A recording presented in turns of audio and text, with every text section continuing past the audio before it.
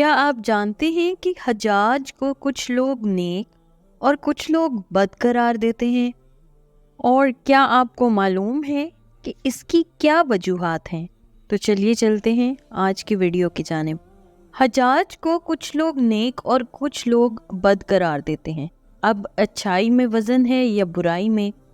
سب سے پہلے حجاج کے آخری قتل کا ذکر کرتے ہیں۔ حضرت سعید بن جبیر جو کہ ایک تابعی بزرگ تھے، ایک دن ممبر پر بیٹھے ہوئے یہ الفاظ ادا کیے کہ حجاج ایک ظالم شخص ہے۔ ادھر جب حجاج کو پتہ چلا کہ آپ میرے بارے میں ایسا گمان کرتے ہیں تو آپ کو دربار میں بلا لیا اور پوچھا کہ تم نے میرے بارے میں ایسی باتیں بولی ہیں؟ تو آپ نے فرمایا ہاں بالکل، تو وہ ایک ظالم شخص ہے۔ یہ سن کر حجاج کا رنگ غصے سے سرخ ہو گیا اور آپ کے قتل کے احکامات جاری کر دیے۔ جب آپ کو قتل کے لیے دربار سے باہر لے کر جانے لگے تو آپ مسکرا دیے۔ حجاج کو ناگوار گزرا۔ اس نے پوچھا کیوں مسکراتے ہو؟ تو آپ نے جواب دیا تیری بے وقوفی پر، اور جو اللہ تجھے ڈھیل دے رہا ہے اس پر مسکراتا ہوں۔ حجاج نے پھر حکم دیا کہ اسے میرے سامنے ذبح کر دو۔ جب خنجر گلے پر رکھا گیا تو آپ نے اپنا رخ قبلہ کی طرف کیا اور یہ جملہ فرمایا، اے اللہ میرے چہرہ تیری طرف ہے، تیری رضا پر راضی ہوں۔ یہ حجاج نہ موت کا مالک ہے نہ زندگی کا۔ جب حجاج نے یہ سنا تو وہ بولا اس کا رخ قبلے کی طرف سے پھیر دو۔ جب قبلے سے رخ پھیرا تو آپ نے فرمایا، یا اللہ رخ جدھر بھی ہو تو ہر جگہ موجود ہے، مشرق مغرب ہر طرف تیری حکمرانی ہے۔ میری دعا ہے کہ میرا قتل اس کا آخری ظلم ہو، میرے بعد اسے کسی پر مسلط نہ فرمانا۔ جب آپ کی زبان سے یہ جملہ ادا ہوا اس کے ساتھ ہی آپ کو قتل کر دیا گیا اور اتنا خون نکلا کہ دربار تر ہو گیا۔ ایک سمجھدار بندہ بولا، اتنا خون تب نکلتا ہے جب کوئی خوشی خوشی مسکراتا ہوا اللہ کی رضا پر راضی ہو جاتا ہے۔ حجاج کو عبد الملک نے مکہ، مدینہ، طائف اور یمن کا نائب مقرر کیا تھا اور اپنے بھائی بشر کی موت کے بعد اسے عراق بھیج دیا، جہاں سے وہ کوفہ میں داخل ہوا۔ ان علاقوں میں 20 سال تک حجاج کا عمل دخل رہا۔ اس نے کوفے میں بیٹھ کر زبردست فتوحات حاصل کی۔ اس کے دور میں مسلمان مجاہدین چین تک پہنچ گئے تھے۔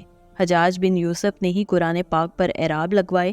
اللہ تعالیٰ نے اسے بڑی فصاحت اور بلاغت اور شجاعت سے نوازا تھا۔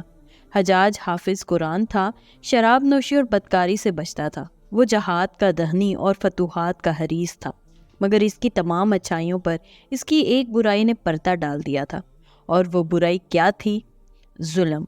حجاج بہت ظالم تھا۔ اس نے اپنی زندگی میں ایک خونخوار درندے کا روپ دھار رکھا تھا۔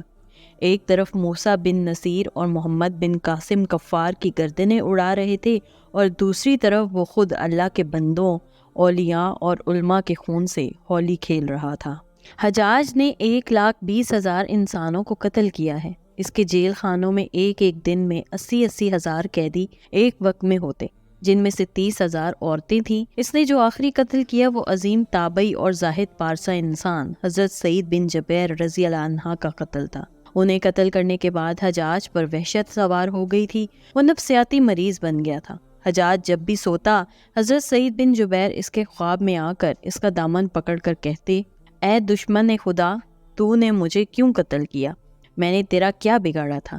جواب میں حجاج کہتا کہ مجھے اور سعید کو کیا ہو گیا ہے۔ اس کے ساتھ حجاج کو وہ بیماری لگ گئی جسے زمہریری کہا جاتا ہے۔ اس میں سخت سردی کلیجے سے اٹھ کر سارے جسم پر چھا جاتی تھی۔ وہ کانپتا تھا۔ آگ سے بھری انگیٹھیاں اس کے پاس لائی جاتی، اس قدر قریب رکھ دی جاتی تھیں کہ اس کی کھال جل جاتی تھی، مگر اسے احساس نہیں ہوتا تھا۔ حکیموں کو دکھانے پر انہوں نے بتایا کہ پیٹ میں سرطان ہے۔ ایک طبیب نے گوشت کا ٹکڑا لیا اور اسے دھاگے کے ساتھ باندھ کر حجاج کے حلق میں اتار دیا۔ تھوڑی دیر بعد دھاگے کو کھینچا تو اس گوشت کے ٹکڑے کے ساتھ بہت عجیب نسل کے کیڑے چمٹے ہوئے تھے، اور اتنی بدبو تھی جو پورے 1 مربع میل کے فاصلے پر پھیل گئی۔ درباری اٹھ کر بھاگ گئے، حکیم بھی بھاگنے لگا۔ حجاج بولا، تو کدھر جاتا ہے؟ علاج تو کر۔ حکیم بولا، تیری بیماری زمینی نہیں آسمانی ہے، اللہ سے پناہ مانگ۔ حجاج جب مادی تدبیروں سے مایوس ہو گیا تو اس نے حضرت حسن بصری رحمۃ اللہ علیہ کو بلوایا اور ان سے دعا کی درخواست کی۔ وہ حجاج کی حالت دیکھ کر رو پڑے اور فرمانے لگے، میں نے تجھے منع کیا تھا نا کہ نیک بندوں کے ساتھ چھیڑ چھاڑ نہ کرنا، ان پر ظلم نہ کرنا، مگر تو باز نہیں آیا۔ آج حجاج عبرت کا سبب بنا ہوا تھا۔ وہ اندر باہر سے جل رہا تھا، وہ اندر سے ٹوٹ پھوٹ چکا تھا۔ حضرت بن جبیر رضی اللہ تعالیٰ عنہ کی وفات کے 40 دن بعد ہی حجاج کی بھی موت ہو گئی تھی۔ جب دیکھا کہ بچنے کا امکان نہیں تو قریبی عزیزوں کو بلایا جو بڑی کراہت کے ساتھ حجاج کے پاس آئے۔